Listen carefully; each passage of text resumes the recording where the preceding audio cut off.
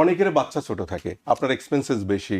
So আপনি যদি একটা আপনার ইজি অ্যাফোর্ডেবল একটা বাড়ি কিনেন, ইন দ্য মিন টাইম 3, 4, 5 বছর চলে যেতে যেতেই আপনার ইকুইটি বিল্ড আপ হতে থাকলো, বাচ্চা বড় হলে আপনার ইনকাম অটোমেটিকলি বেড়ে যায়।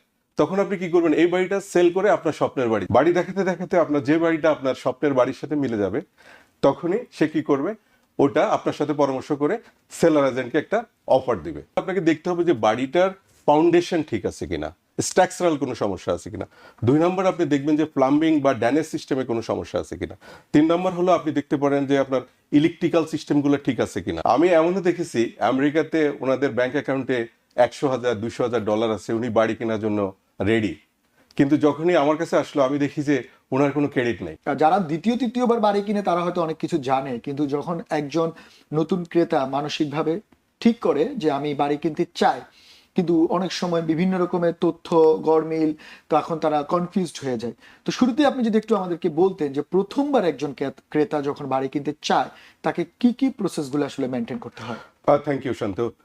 প্রথমত আপনি যখনই বাড়ি কেনার প্ল্যান করবেন, সর্বপ্রথম আপনাকে যেটা করতে হবে, একজন ইয়াং, ইনোভেটিভ এবং এনার্জেটিক প্রফেশনাল, যা রিয়েল এস্টেট প্রফেশনালকে হায়ার করতে হবে।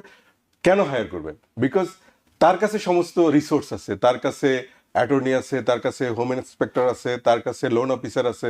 সো প্রথমে আপনার উচিত হলো একজন অভিজ্ঞ রিয়েলটর, যেটা নেবারহুড এক্সপার্ট নেবারহুড সম্পর্কে ভালো ধারণা আছে, তাদেরকে আপনি সিলেক্ট করবেন। সিলেক্ট করার পরেই আপনি যখন ওর কাছে যাবেন, সে আপনাকে গাইড করবে যে আপনার পি অ্যাপ্রুভাল আছে কিনা। যদি আপনার পি অ্যাপ্রুভাল থাকে, সে পি অ্যাপ্রুভাল নিয়ে কাজ করবে। যদি আপনার পি অ্যাপ্রুভাল না থেকে থাকে, সেক্ষেত্রে সে একজন অভিজ্ঞ মর্গেজ ব্যাংকার অথবা মর্গেজ ব্রোকারের সাথে আপনাকে ইন্ট্রোডিউস করে দিবে। তারপরে কাজ হলো আপনার পি অ্যাপ্রুভালটা গেট করার পরে সে আপনাকে শুরু করবে আপনার পছন্দের, আপনার ক্রাইটেরিয়া অনুযায়ী সে বাড়ি দেখানো শুরু করবে। বাড়ি দেখাতে দেখাতে আপনার যে বাড়িটা আপনার স্বপ্নের বাড়ির সাথে মিলে যাবে, তখনই সে কি করবে, ওটা আপনার সাথে পরামর্শ করে সেলার এজেন্টকে একটা অফার দিবে। এই অফারটা অ্যাকসেপ্টেড হলেই আপনার একজন অ্যাটর্নির সাথে যোগাযোগ করে আপনার বায়ারের একজন অ্যাটর্নি নিয়োগ করতে হবে।